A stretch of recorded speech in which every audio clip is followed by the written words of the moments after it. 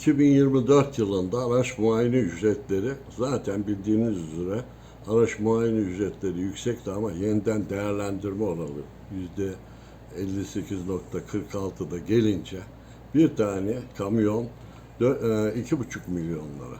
Bir tane ticari taksi yine 1500 liranın üstünde. Aynı şekilde bu alınan paraların yanı sıra çağımızın gereği insanların yanında nakit para yok. Kredi kartıyla bu sefer kredi kartına komisyon alınıyor.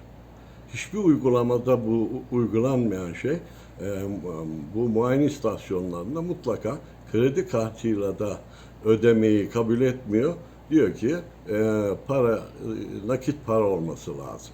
Halbuki çağın gereği artık insanlar 2500 lira, 3000 lira ceplerinde olmayabiliyor. Dolayısıyla bunun kredi kartı masrafının alınmaması lazım. Yani bir de tabii bildiğiniz üzere gecikme zammı var. Yani aracınızı bir gün unuttunuz. Ertesi gün gittiniz, muayene olacak aracınız. Bu sefer %5 de gecikme zammı. Dolayısıyla yapılan bu uygulama hem ticaretin kurallarına hem de yapılan hizmetin karşılığı olan bir şey değil. Bir parça değişmiyor. Yapılan işlem sadece kontrol amaçlı. Can ve mal güvenliğinin sağlanması ile ilgili. Ama böyle alınan paralar, ücretler artık sürücüleri, özellikle ticari araçları, zaten bildiğiniz üzere Türkiye'de 28 milyon araç var. Tabii bu traktöründen motosikletine, kamyonundan aynı şekilde ticari taksine, hususi araçlarınıza herkes ilgilendiren bir konu. Şimdi bunun %58,46 artışıyla birlikte hakikaten çok zor oluyor. Aynı şekilde bunun bir de bildiğiniz üzere egzoz muayenesi var. Sadece öyle bir yapılan aparatla kontrolünün bedeli de bu yapılan işlemin dışında 256 lira. Dolayısıyla yani insanlar bu paraları öderken keşke bu aracı almasaydık. Kaskosu, trafik sigortası, aynı şekilde benzine, mazota, LPG'ye gelen zamları üst üste koyduğunuz zaman gerçekten de hepsi üst üste çok önemli bir miktar yapıyor. Bunun mutlaka gözden geçirilir.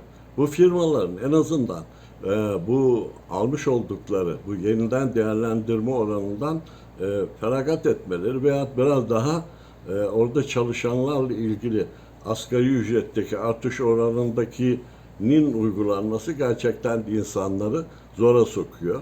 Biz diyoruz ki bu uygulamadan kredi kartı faizinden aynı şekilde bir günlük %5 ama bir ay sonra da gitseniz %5 gecikme zammının alınmasından aynı şekilde 256 lira bu emisyon bedelinin alınması, bunlar üst üste koyduğunuz zaman gerçekten de ticari aracı kullananlara, özel araçlarını kullananlara yapılan bir operasyon olsa dersiniz ki tamam kardeşim işte bu parçalar pahalandı. Bunlar değişti. Sadece bu muayene ediyorsunuz. Adı üstünde muayene ücreti.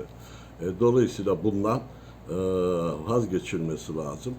En azından uygulamalardaki bu yanlışlıkların düzeltilmesi lazım. Artık 21. yüzyılda kredi kartı verip paranızı ödeyeceksiniz. Yok kardeşim git paranı çek bankadan getir denmesi abeste iştikal. Tahmin ediyorum ki bu sorun çözülecek.